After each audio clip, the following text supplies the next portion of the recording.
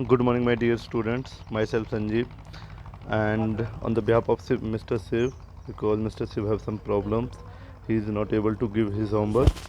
So I will teach you math. Okay. So I will teach you physics, maths. सो हम पहले topic को जो mister Shiv करा रहे थे आपको ऑलरेडी उसको लेकर स्टार्ट कर रहा हूँ। थोड़े बेसिक्स चीज़ें जो उसमें मैं आपको बताना चाहूँगा, उसके बाद हम स्टार्ट करेंगे इसे आगे तक। आई होप आप लोग मेरी बात समझ रहे हैं। जो मिस्टर शिव कुमार ने आपको वीडियोस भेजी हैं जो वो समझा चुके हैं उन, तो पहले जो टॉपिक डिस्कस कर रहे थे आपके लास्ट होमवर्क में जिनका आपने टेस्ट भी दिया, मैट्रिक्स। तो पहले मैं बताना चाहूँगा मैट्रिक्स में आपको आना क्या क्या चाहिए। मैट्रिक्स का कॉन्सेप्ट आना चाहिए आपको। Why you need to study matrix, significant क्या है मैट्रिक्स का, ये आपको क्लियर होना चाहिए। Why I need to study the matrix, क्यों मैं मैट्रिक्स को नहीं छोड़ सकता if I am from the non medical science. ठीक है, तो आई होप कॉन्सेप्ट पे हम बात करेंगे इस टॉपिक में। फिर इसके ऑर्डर्स हैं, टाइप्स ऑफ मैट्रिक्स है, टाइप ऑफ मैट्रिक्स में इसके जीरो है, zero matrix, transpose of matrix, सारा कुछ हम आपको बताएंगे। सिमेट्री देखिए आप लोग पहले भी चीज़ सीख चुके हो। यूनिफॉर्म जैसे फिजिक्स वगैरह में आप सीखते हो, ऐसे ही मैथ्स में सिमेट्री वर्ड यूज़ होता है यूनिफॉर्म की रिप्लेसमेंट में। ठीक है, स्क्यूज मैट्रिक्स है, उसकी कुछ कंडीशन है, addition, multiplication and scalar multiplication. I hope आप समझ रहे हैं दो मैट्रिक्स को ऐड कैसे करते हैं। मैट्रिक्स से आप भली भांति परिचित हैं। मल्टीप्लिकेशन कैसे करते हैं उनकी, एंड स्केलर मल्टीप्लिकेशन कैसे करते हैं। तो ये हमारा मैट्रिक्स का सिलेबस है जो हमें आना चाहिए for 12th class exam as well as for your competitive exam. I hope आप लोग इतना क्लियर हो गए। ओके, अब स्टार्ट करते हैं हम बेसिक।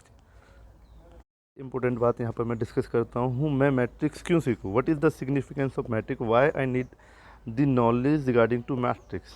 तो इसे कहा गया है कॉन्सेप्ट। तो कॉन्सेप्ट को मैं 4 एग्जाम्पल आपको देने वाला हूँ, उसमें आप समझ पाएंगे अगर मेरे को आप ध्यान से सुन रहे। अगर आपको लग रहा है मैं तेज़ बोल रहा हूँ तो यूट्यूब पे ये वीडियो है, इसमें ऑप्शन होता है स्पीड को स्लो करने का। आई होप आप मेरी बात समझ रहे हैं, स्लो करके भी आप सुन सकते हैं। ओके, तो कॉन्सेप्ट्स को लेकर बात करते हैं। फर्स्ट एग्जांपल मैंने लिया आपकी डेली लाइफ से। मान लीजिए एक मैच की कमेंटेटरी हो रही है, उस कमेंटेटरी को आपको अपलोड करना है कंप्यूटर पे और पूरा डिस्ट्रीब्यूट करना है ऑल ओवर वर्ल्ड में। तो क्या आप कौन सी तरीके से करेंगे? तो ऐसे डाटा को मैं कह सकता हूँ किसकी हेल्प से कर सकते हैं, मैट्रिक्स से। मतलब रन्स और ओवर के ग्राफ बहुत देखे होंगे आपने, बहुत क्रिकेट मैच देखे होंगे, उसमें ऐसे ग्राफ अक्सर दिखते हैं। ये ग्राफ अपने आप नहीं आते, वहाँ पर रिप्रेजेंट किए जाते हैं। वो रिप्रेजेंट करने वाली जो कॉन्सेप्ट है वो कौन है, मैट्रिक्स। अब आप कंफ्यूज हो गए होंगे थोड़ा सा, मैट्रिक्स क्या, नहीं आई होगी बात समझ। अब देखिए यहाँ से समझने की कोशिश कीजिए। कैलकुलेटर आई थिंक आपके लिए नया वर्ड है, आपने सुना ही नहीं, आप तो जानते ही नहीं है सभी बच्चे, क्योंकि आप 12th क्लास में आए हो। आपने कैलकुलेटर तो कभी मतलब सपने में भी नहीं सोचा होगा। आई होप सभी बच्चे कैलकुलेटर से फेमिलियर हैं। ओके, कैलकुलेटर से मैं इसे समझाने की कोशिश करता हूँ मैट्रिक्स कैसे काम करती है। देखिए, कैलकुलेटर क्या करता है, कैलकुलेशन करता है। जब कैलकुलेटर कर सकता है तो क्यों टीचर हमें एडिशन, मल्टीप्लिकेशन, सब्सट्रैक्शन सिखाते हैं। अरे मेरी बात समझे, क्यों हमें टीचर एडिशन, मल्टीप्लिकेशन, सब्सट्रैक्शन सिखा रहे हैं जब कि हमारे पास कैलकुलेटर है। हम अपनी कैलकुलेशंस हैं जो कैलकुलेटर से कर सकते हैं, बट हमें क्लासेज में सिखाया जाता है। क्यों? क्योंकि आपको बेसिक स्ट्रक्चर पता होना चाहिए, क्या है, कैसे एडिशन हो रहा है, कैसे सब्सट्रैक्शन हो रहा है, कैसे मल्टीप्लिकेशन हो रहा है। वो बेसिक कॉन्सेप्ट आपके दिमाग में होना चाहिए। वही ऑटोमेटिकली बड़ी रेंज पे किसके साथ होता है, कंप्यूटर के, कैलकुलेटर के साथ। आई होप मेरी बात से आप सहमत हुए होंगे।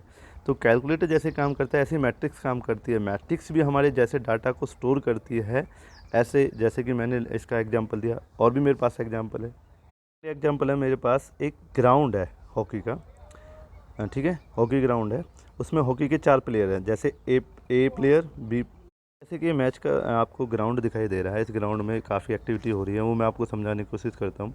जैसे कि A B C D 4 player हैं यहाँ पर। ए देखिए आपको यहाँ कॉर्नर में है, बी यहाँ, सी यहाँ और डी यहाँ। तो ये मेरे 4 प्लेयर्स हैं। ये क्या है कि जैसे कि बी के पास बॉल है, स्टार्टिंग में किसके पास है, बी के पास। बी बॉल पास करता है ए को, तो ये 1 पाथ को आपको रिप्रेजेंट कर रहा है कि यहाँ से बॉल यहाँ गई है। फिर आप देख रहे हैं 2 यहाँ पर है, इसका मतलब बॉल सी से कहाँ आई है, बी पर आई है। बहुत बढ़िया, बहुत बढ़िया, आप समझ पा रहे हैं। अब देखिए यहाँ 3 दिख रहा है, तो इसका मतलब अब इस बार बी ने किसको दी होगी, ए को, वेरी गुड। अब यहाँ पर 4 दिख रहा है, तो ए ने किसको दी होगी, सी को। सी से किसने पास कर दी, डी को। तो आई होप ये चीज़ें आपको समझ में आ गई। ए बी सी डी मेरे यहाँ प्लेयर हैं, 1 2 3 4 5 मेरे पाथ हैं। तो आप इस स्ट्रक्चर को कैसे बनाएंगे इक्वेशंस में या फिर मैं कहूँ कंप्यूटर में, तो हम ऐसे बनाते हैं। यहाँ मेरे प्लेयर्स हो गए, यहाँ मेरे प्लेयर्स हो गए। मैंने कहा कभी ए ने ए को बॉल पास नहीं की तो 0 चांसेस। मैंने कहा बी ने बी को बॉल पास की, नहीं की। ए ने सी को बॉल पास की, हाँ किया। देखिए ए ने 4 पे से बॉल पास किया, तो मतलब एक चांस है यहाँ पर कैलकुलेशन का। ओके, ए ने कभी डी को बॉल पास की, ए यहाँ डी यहाँ नहीं। तो आई होप मेरी बात समझ रहे हैं। 1 का मतलब हाँ पास हुई है, जैसे कि यहाँ बी और यहाँ ए, तो इससे समझ में आ रहा है ये ए बी है। अगर ये ए बी है तो इसका मतलब ए बी ने बॉल पास की है, जैसे कि बी ने किसको दी है, ए को। तो आई होप ये सारा स्ट्रक्चर बना। अब इस स्ट्रक्चर को आप किस में लिखते हैं, मैट्रिक्स में। मैट्रिक्स का क्या होता है, कैपिटल ये हम यूज़ करते हैं। तो ये स्ट्रक्चर मैं यहाँ लिख सकता हूँ। मैंने तो देखिए यहाँ कोई दूसरा बना रखा है, इसे बस आपको क्या इसमें डालना। तो ये क्या हो गया, मैट्रिक्स। मतलब इन प्लेयर्स की एक्टिविटी यहाँ रिकॉर्ड हो चुकी है कंप्यूटर में, डाटा में, जिसे आप स्टोर कर सकते हो। तो आई होप इससे भी आप समझ पा रहे होंगे मैट्रिक्स हमारी डेली लाइफ के डाटा को स्टोर करने के लिए काम कर रहा है। अब इसके लिए बात करते हैं। जैसे मान लीजिए मैथ्स का एग्जाम्पल लेता हूँ। राम, श्याम, रवि 3 पर्सन हैं। वो मार्केट जाते हैं, वो पेंसिल खरीदते हैं, पेन खरीदते हैं और कॉपी खरीदते हैं। जैसे राम ने 2, 3, 5 ये अलग अलग आइटम्स खरीदे, ऐसे इसने खरीदे ऐसे। अब मैं इन दोनों को इक्वल करूं कि टोटल अमाउंट क्या है, जो भी कैलकुलेशन लूं, तो उसमें क्या होगा, ये मैट्रिक्स इसके इक्वल आ जाएगी। समझ रहे हैं ना आप। ये सारा डाटा इसके पास, ये सारा डाटा इसके पास, ये सारा डाटा इसके पास, और मैं इसे इक्वेशन में, जैसे कि यहाँ मैंने एक इक्वेशन दिखाई है, छोटी सी इक्वेशन दिखाई है। जैसे Ram is equal to 2x 3y 5z बना सकता था मैं। ऐसे मैंने छोटी इक्वेशन से 4th एग्जाम्पल मैथमेटिक्स से आपको समझाने की कोशिश की है। p is equal to 2x plus 3y, q is equal to 3x plus. तो इन दोनों इक्वेशन को मैं मैट्रिक्स की फॉर्मेशन में लिख सकता हूँ और इनके एक्स वाई का सॉल्यूशन निकाल सकता हूँ। तो आई होप मैथ से भी आप समझ पा रहे होंगे कि हमारे पास ये डाटा है जो हमें डेली लाइफ में फेस करने पड़ते हैं। इन्हें हम रिप्रेजेंट कर सकते हैं किसमें, मैट्रिक्स में। तो यहाँ तक का डाटा आपको समझ में आए, ये एग्जाम्पल आपको समझ में आए। आई होप आपको अब एक चीज़ क्लियरिटी हुई होगी कि ऐसे बहुत सी एक्टिविटी है जो हमारे डेली लाइफ में होती है, जिनके लिए हमें कैलकुलेशन मेथड मैट्रिक्स की ज़रूरत है। जैसे कैलकुलेटर की आपको समझ में नहीं आती अंदर क्या हो रहा है, बट उसका बेसिक एडिशन मल्टीप्लिकेशन सब कुछ सिखाया गया है। ऐसे ही हम मैट्रिक्स का आपको एडिशन मल्टीप्लिकेशन और सब्ट्रैक्शन सिखाएंगे। आई होप मेरी बातें समझ रहे हैं। वो अलग अलग इक्वेशन में रिप्रेजेंट करते हैं हमारी डेली रूटीन को। जैसे यहाँ बॉल का हो गया, यहाँ पर मार्केट का हो गया, इससे पहले वाले में किसका हो गया था, मैच के स्कोर्स का। आई होप आप क्लियर होंगे। अब आगे बढ़ते हैं। अब आते हैं यहाँ पर कुछ इंपॉर्टेंट वर्ड्स। देखिए मैट्रिक्स में कुछ इंपॉर्टेंट वर्ड्स यूज़ करते हैं हम, array, element, row, column and order. मैं दोबारा से बता दूं, इनमें ये वर्ड्स बहुत इंपॉर्टेंट रखते हैं अपने आप को, array, element, row, column and order. तो आई होप आपको ये बात समझ में आ रही होगी। एरे क्या कहते हैं, देखिए मैं ये एक स्ट्रक्चर है, जैसे मैंने ये बनाया हुआ, ये ब्रैकेट से मैंने बनाया है।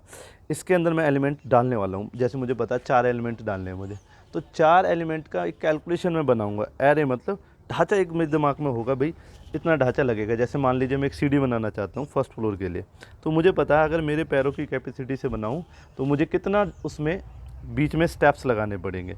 तो ये क्या है, एरे, ये ढांचा है, स्ट्रक्चर ऑफ मैट्रिक्स। तो एलिमेंट, अब आते हैं एलिमेंट में। तो ये सभी डाटा इसके जो अंदर पड़ा हुआ है, ये क्या कहलाया जाता है, element. I hope element clear हो गया आपको। अब आते हैं रो। जो हॉरिजॉन्टल लाइंस हैं, उन्हें क्या कहा गया, रो। Okay, very good. जो वर्टिकल लाइंस है उनको नाम क्या कर डाल दिया, कॉलम। ये मैं वर्ड्स है जो आपको रिप्रेजेंट करते हैं। जैसे कि आपके हैंड्स, तो आप जब हैंड्स के कहूँगा तो आप हैंड्स उठाएंगे। जब मैं कहूँगा आपसे क्लोज आइज़, तो आइज़ क्लोज करोगे। ऐसे ही ये वर्ड्स है जो रिप्रेजेंट करते हैं। तो मैट्रिक्स का जो स्ट्रक्चर है वो रो और कॉलम में डिवाइड हुआ है। I hope clear. ऑर्डर, अब बात करते हैं ऑर्डर। तो ऑर्डर समझाता है कि कितने रो कितने कॉलम। आई होप समझे होंगे आप, कितने रो कितने कॉलम, ये मेरा ऑर्डर समझाता है। जैसे मैंने यहाँ लिखा भी है, the number of row written first and then the number of column. जैसे कि मैं दिखा देता हूँ, यहाँ लिखा हुआ मैंने 2 and 3, इसका मतलब 2 रो 3 कॉलम्स। इसका मतलब इसमें कितने ऑर्डर हो गए, वेरी गुड, इसमें ऑर्डर हो गया है 2/3 का ऑर्डर। ओके, अब मुझसे कोई पूछे इसमें एलिमेंट कितने हो गए, देखिए ऐसे काउंट कर लो, या तो 6, या इन दोनों की मल्टीप्लिकेशन कर लो जो मैंने ऊपर लिखा है, M cross row cross columns multiplication. I hope यहाँ से क्लियर होंगे। 6 ही एलिमेंट है इसके अंदर। जैसे 2/2 करो, इसमें काउंट करो 4 है, इसके काउंट मल्टीप्लिकेशन करोगे तब भी 4 है। तो ये सभी ऑर्डर्स हैं, 2/3, 2, 2, 3, 3/3। और बाकी इनका जो कैलकुलेशन है, मतलब कितने हैं ये नंबर ऑफ, ये एलिमेंट्स है। आई होप मेरी बात क्लियर होगी। अब बात करता हूँ एक मैट्रिक्स को। मैट्रिक्स का रिप्रेजेंटेशन ऐसे भी लिख सकते हैं हम, ए ब्रैकेट, ये मैट्रिक्स का सिंबल है, स्मॉल ए, क्योंकि यहाँ हम कैपिटल लिखते हैं, यहाँ हम स्मॉल लिखते हैं।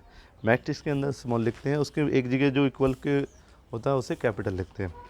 तो भाई जो ये स्मॉल ए है इसमें आई और जे है, जो कि आई और जे क्या है, एम और एन से रिप्रेजेंट होते हैं। जैसे कि आई जो कि एम से कभी भी बड़ा नहीं हो सकता, जे जो किससे बड़ा नहीं हो सकता, एन से।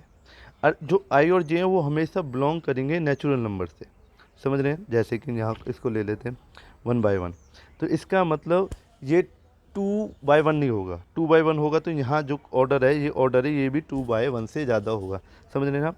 मैं कहना चाहता हूँ अगर ये 1/1 है तो इसका मतलब ये भी इससे छोटा होना चाहिए, इस नंबर से बड़ा नहीं होगा ये। आई होप समझ गए होंगे आप। वेरी गुड, मेरी बात समझ गए आप। तो आपको आई और जे को वैल्यू समझ में आ गई है। आप एम एन समझ सकते हो, एम रो है, एन कॉलम है। आई और जे इनके एलिमेंट के ऑर्डर है, 1 1 1 2 2 1 डस 2 1 एन। जैसे कि देखिए यहाँ 1 2 3 1 तो सभी में सेम था, ऐसे इसमें 1 2 3 पीछे का 1 सेम है सभी में, तो ये क्या हो गया M1। अब यहाँ से भी बढ़ूँ और वहाँ से बढ़ूँ तो कुल मिला के ये क्या होगा A M N, यही मेरा क्या है M है। तो आई होप इस चीज़ को आप समझ पा रहे होंगे, आई जे को आप समझ पा रहे होंगे। नेचुरल नंबर में बिलोंग करते हैं, नेचुरल नंबर ये होते हैं। तो अब आगे चलें। Types of matrix. Type of matrix में बात करें, रेक्टेंगुलर, स्क्वायर, इनके नाम सुने। रेक्टेंगुलर जैसे रेक्टेंगुलर शेप होगी उसकी, उसको कहते हैं, जैसे दिख रहा है ना ये रेक्टेंगुलर शेप सी। तो ये ऑर्डर भी डिफरेंट होते हैं। जिनके ऑर्डर सेम होते हैं वो कौन सी होती है, स्क्वायर मैट्रिक्स, और जिनके ऑर्डर सेम नहीं होते हैं उनको कहते हैं रेक्टेंगुलर मैट्रिक्स। ये ऑलरेडी शिव सर आपको पढ़ा चुके हैं।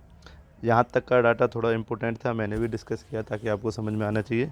ये ऑलरेडी पढ़ा चुके हैं। हार्ड वर्ड्स जो आपको याद होने चाहिए, array, element, row, column, order क्या है वो मैंने बता दिया। इन मैट्रिक्स के टाइप की zero, diagonal, skew, unit, equality, standard, ये सभी शिव सर मिस्टर शिव करा चुके हैं आपको, तो ये मैं आपको रिपीट नहीं कराऊंगा, ठीक है। अगर आपको प्रॉब्लम है यू कैन आस्क, बहुत सिंपल चीज़ें हैं, आप इजीली तो समझ सकते हैं। आपको बस सिर्फ मिस्टर शिव की वीडियोस को फॉलो करना है। अब करता हूँ इक्वल मैट्रिक्स का एक केस के बारे में। एक मैट्रिक्स है, ये रेक्टेंगुलर मैट्रिक्स है, ये भी रेक्टेंगुलर मैट्रिक्स है, दोनों इक्वल है।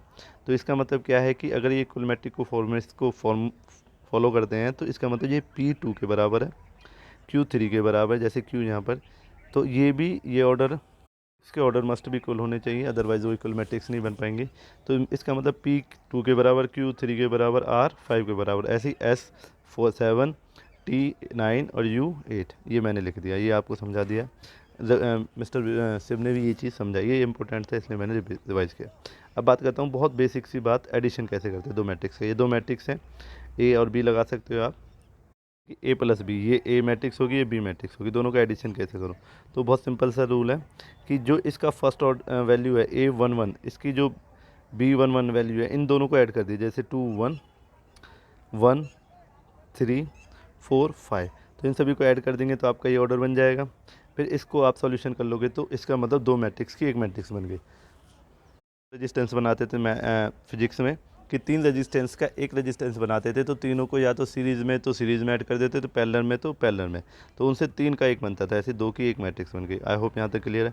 अब एक स्केलर की मल्टीप्लिकेशन। स्केलर आपको पता ही है, जिसपे सिंपल सा, जिसमें कोई डायरेक्शन वगैरह नहीं होती है, स्केलर मेरा। अगर इस 5 की अंदर मल्टीप्लिकेशन कराऊँ तो कैसे कराऊँ, तो मेरा कहने का मतलब है ये 5 हर किसी एलिमेंट से मल्टीप्लाई करेगा, अंदर वाले एलिमेंट्स कहते हैं आपको पता ही है।